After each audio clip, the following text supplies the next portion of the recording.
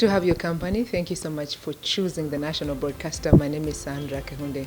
Welcoming you for our episode this time around, Entrepreneurs Hub, growing your small, medium, and of course large enterprise out there. And how can you add value to your enterprise? How can you add value to you as an individual when it comes to the business world? And a good thing, we have a conducive environment as far as the Pearl of Africa is concerned, which is Uganda, and happy to be Ugandan. Well, I guess for the day, I am joined by MASIGA Stephen. He's the coordinator, MAKERERE University, but that is to do with the MBALE branch. Well, a topic of discussion this time around, we're looking at how civil servants can rush and tap from the administrative law courses, and of course knowing that a local government has to work hand in hand with the government itself. How can they help better the citizens and of course add value to their day-to-day life? Welcome aboard once again. Our guest for the day, Stephen, you're most welcome. Thank you so much for making time to come to the national broadcaster. I just greet the viewer out there. I greet you viewers of UBC, viewers of Uganda, and viewers of MAKERERE University MBALE branch. I greet you. I'm Stephen MASIGA, the branch coordinator. Yes. Well, how has it been like for you at the university? It's competitive these days when it comes to the job market itself. The president always talks about skilling itself. Encouraging the Ugandans, encouraging the young people especially to get into the skilling entities out there so that they can also tap and add value to themselves. You has been there for quite a while. You have the experience. How has it been like for you? To us it has been well. It's good we are raising the issue of skills. The whole argument rotates about skills. When you go to university, you acquire skills. These skills we get help us to sometimes stay out of trouble. Yeah, you are aware that if we focus on issues of law, many persons commit crimes unknowingly. When they reach the courtrooms, they cry, say we are not aware about what we are doing. But when you acquire legal skills, it may help you to get out of trouble. MBALE Center, or MBALE branch for that matter, is a university branch of MAKERERE University, established way back in 1966, before we were born. So it has been there, serving the regions of eastern Uganda, particularly Bugisu.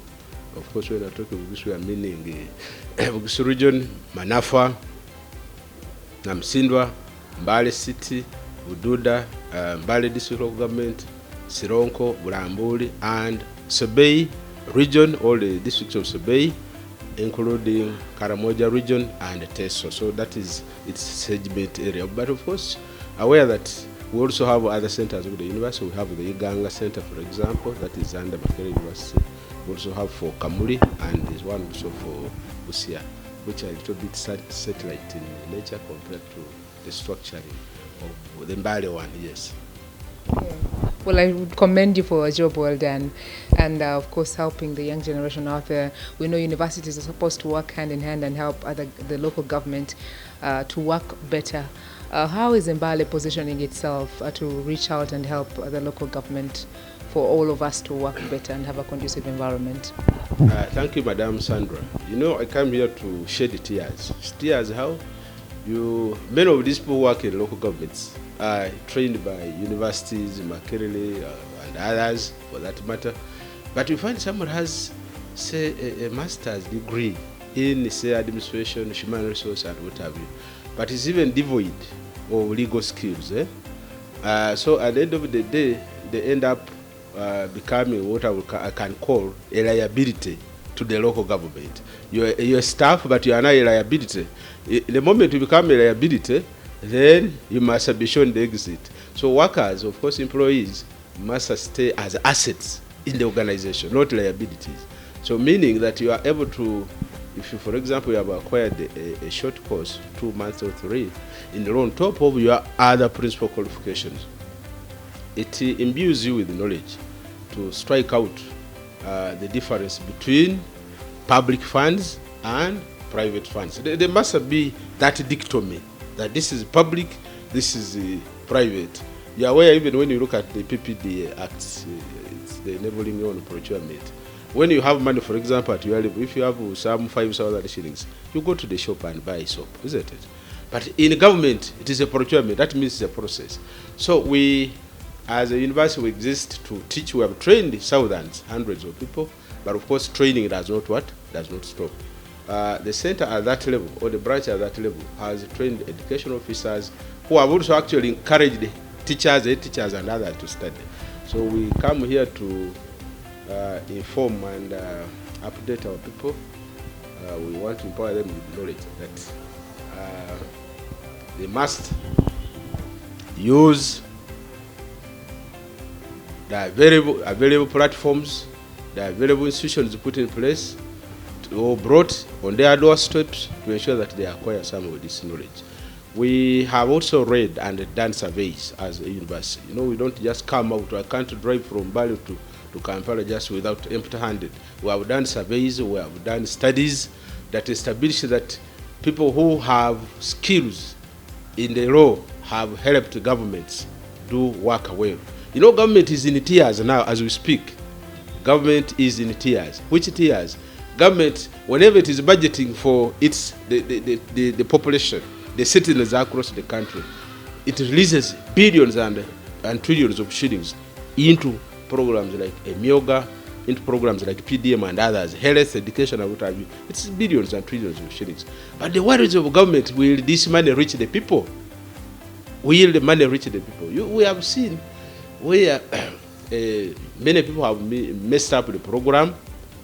We have seen situations, UBC, I want to bring to your attention, situations where people have abused the power. A chairman, for example, in one of the case laws, the studies that we did, the chairman, LOC 5, sacks a cow when he's not vested with authority to sack. He sacks a chief administrative officer and even puts him on half pay. And he says, you are on half pay and don't get out of the country without permission. He's not vested with authority to do that, but that is, it borders on issues to do with ignorance of what? The legal provisions, yes. Well, why is it crucial for the civil servants out there to prioritize and enroll in administrative law courses? I know it is very important when it comes to the enhancement of government effectiveness, but why is it crucial that the civil servants out there should prioritize to enroll in such courses?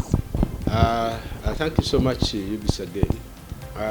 The relevance or the urgency of this unit is that we have governments. You know, if you look at modes of government, they would have been running, especially now if we address our mind with this one.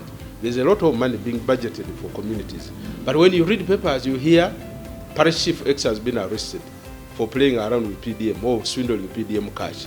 A head teacher X has been interdicted for playing around with public funds. No, government sends a lot of monies in the communities that even those who receive the money don't want to put it on record. But it is sent. Even when I was doing MAKERERE work, there's some work I did under the Ministry of Finance, like a consultant, where we are supposed to tell people to display all funds received so that the community knows that the government is sinking money in what? The communities. So the relevance of it is that a lot of money is being pushed in the communities, and those that are mandated to implement the program must be well versed with what? Issues of the law. Of course, you read the Anti-Corruption Act, for example, 29. What is its position? You have situations where a head teacher defiles a girl. The head teacher or even the university lecturer, you have had situations like that. But they do so when eventually they reach court and they read for them the offenses. Somebody pleads what? Ignorance. I said I was not aware, forgive me, and what have you. So when you have the legal skills, it enables you to stay out of what? Of trouble. So with all this massive funding, it is disturbing that people mess around with money meant to give a service in the community and ends up in the people's pockets. With the law skills, it enables you to strike out a difference between private funds and public funds. It enables you to understand matters of ignorance. These things, ignorance is not even a defense in our written legal provisions. So the